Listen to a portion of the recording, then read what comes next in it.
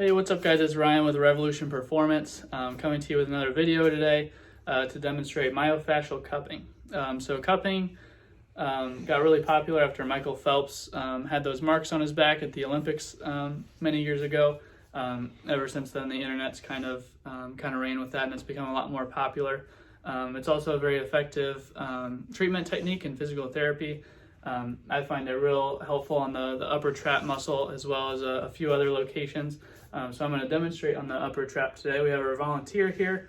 Molly has graciously agreed to allow us to film her today and get some of the tightness out of this right side of her neck. So you can of course do both sides. We're going to show just the right side here for the sake of the video and kind of walk you guys through it. So like any other technique, cupping, there's a lot of different ways you can do it.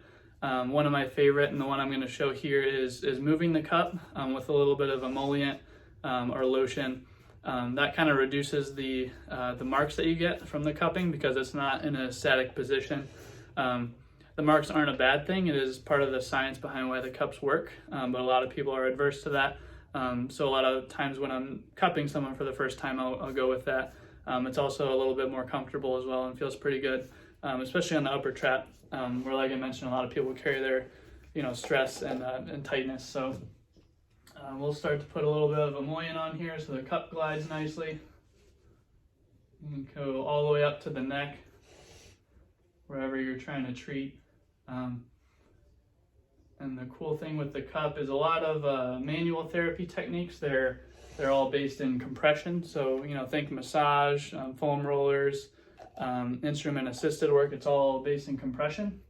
The unique thing about the cup is you get some decompression. You actually get some pulling apart of those tissues. In ultrasound studies, they've found that up to 6 millimeters of space can be created within the body, which is pretty significant when you're talking about something that's not even an invasive procedure. So I think that's really cool. We have the pump here and and I'm going to use this size cup today. I prefer the clear ones just because I can see what the skin's doing as I'm kind of working. Lots of different cups, brands, companies that make cups out there. These are just what I prefer. I have used a couple different sets, but basically I'm gonna clean my hand off there, and you kind of just come in here. You start with as little pressure as you can here, and basically, since I have that emollient on there, I'm hoping you guys can see this okay. After I have the suction created, you can see, hopefully you can see that I'll bring you guys in a little bit. So you can see you get a little bit of that blood response, so you get some lift of the skin. That's only one pump with that hand pump as well. So you kind of glide on the skin.